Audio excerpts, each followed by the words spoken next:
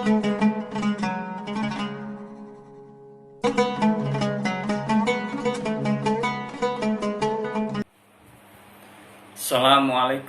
warahmatullahi wabarakatuh. Bersyukur kepada Allah Subhanahu wa Ta'ala dengan mengucap Alhamdulillahirabbil alamin. Bersalawat kepada Rasulullah Sallallahu Alaihi Wasallam dengan ucapan Allahumma sholli ala Sayyidina Muhammad wa ala ali Sayyidina Muhammad. Anak-anakku yang soleh dan soleha, pada kesempatan hari ini saya akan menyampaikan sebuah kultum dengan tema jangan jadikan puasa ini beban. Allah ingin kita sehat. Suatu hari saya berkunjung ke rumah sahabat saya. Di sana saya diberikan sebuah buku. Buku tersebut bercerita tentang seseorang yang mengkonsumsi sebuah apel.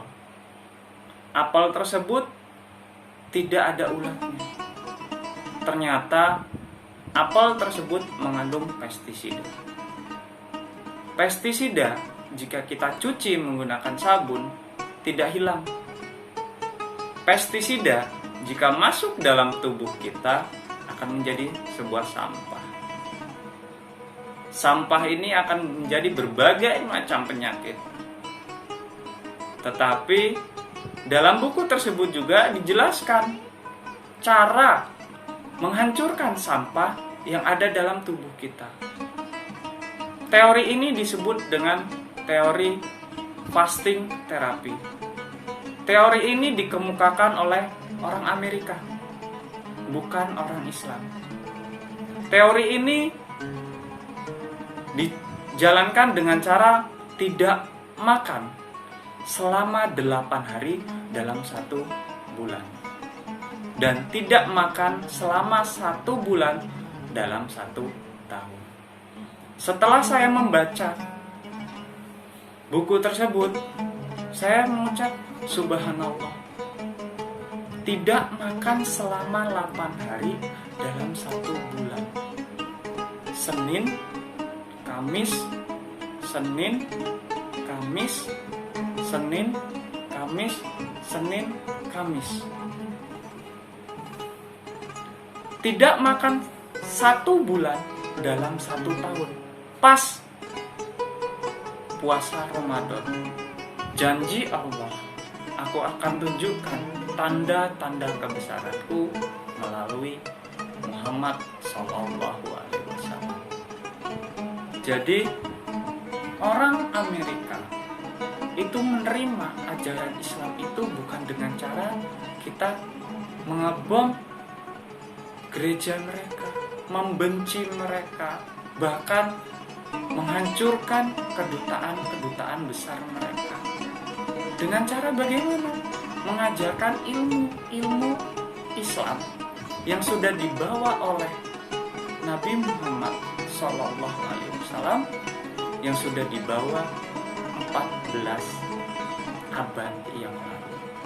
Bahkan orang Amerika sudah mulai melakukan ajaran itu secara tidak langsung dengan teori mereka itu, yaitu teori fasting terapi.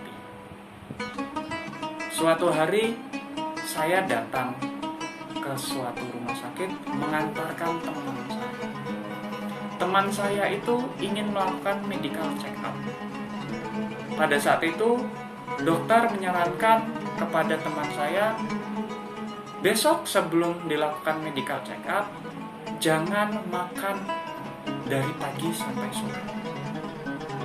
Seketika, saya dan teman saya bertanya, kenapa dok, mau medical check up kok harus tidak makan dari pagi sampai sore? Dokter menjelaskan, dari pagi sampai sore tidak makan, tidak minum, tujuannya agar darah dalam tubuh teman saya itu bersih, agar darah yang di saat nanti mau dicek itu bersih. Oh, jadi cara untuk membersihkan darah itu dengan cara tidak makan dan tidak minum. Kalau orang Amerika menyebutnya fasting terapi. Kalau Islam menyebutnya siam, kalau kita menyebutnya puasa. Nah, di sini saya ingin menyampaikan, mengingatkan bahwa ajaran Islam, terutama puasa itu bukan beban buat kita. Justru Allah itu pengen kita sehat, maka kita jalankan puasa ini dengan ikhlas. Tapi jangan juga karena ingin menyehatkan tubuh kita, niatnya juga kita rubah. Nawaitu shoma ghadin, ingin mengobati berbagai macam penyakit. Tidak, niatnya tetap lillahi ta'ala. Terus bisa sehat karena puasa, itu bonus. Suatu hari juga saya pernah bertemu seseorang yang dinyatakan atau divonis oleh dokter bahwa dia mengidap diabetes mellitus. Dia sudah berusaha berobat ke sana ke sini, berobat ke ahli dokter, tapi nyatanya nggak kunjung sehat. Akhirnya orang tersebut frustasi. Akhirnya dia berstatement, hidup ini cuma satu kali. Lebih baik ya saya nikmatin aja. Apapun yang dipantang oleh dokter akhirnya dimakan. Minum kopi, makan makanan yang mengandung tinggi gula, dikonsumsi dengan anggapan, biarlah saya mati. Toh juga saya sudah berusaha berobat, tapi tidak sehat-sehat juga. Akhirnya dia frustasi, menikmati apa saja yang dimakan. Akhirnya apa? Mati enggak, penyakitnya tambah banyak. Dan suatu hari dia disarankan oleh seseorang, coba Anda puasa Nabi Daud. Dan ini merupakan salah satu puasa juga, selain dari puasa yang biasa kita lakukan, yaitu Senin Kamis. Dan puasa yang sekarang yang kita lakukan, yaitu puasa Ramadan, ada salah satu puasa yang paling banyak dilakukan, yaitu puasa Nabi Daud. Dilakukan dengan cara bagaimana? Satu hari puasa, sehari tidak. Sehari puasa, sehari tidak. Jadi dalam satu bulan, puasa ini dilakukan selama 15 hari. Dan orang tersebut melakukan saran yang dilakukan puasa tersebut dengan cara sehari puasa, sehari tidak. Sehari puasa, sehari tidak.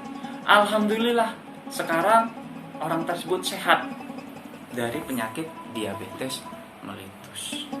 Nah, ini sudah membuktikan bahwa ajaran yang sudah diberikan oleh Allah melalui Nabi Muhammad SAW ini bukan beban buat kita. Justru kita mengambil hikmahnya bahwa Allah ini pengen sehat, maka jangan jadikan puasa ini beban, tapi puasa ini bonus untuk menyehatkan tubuh kita, selain dari pahala-pahala yang sudah kita dapat. Demikian kultum yang dapat saya sampaikan. Jika ada salahnya, saya mohon maaf kepada Allah, saya mohon ampun. Saya akhiri. Wassalamualaikum warahmatullahi wabarakatuh.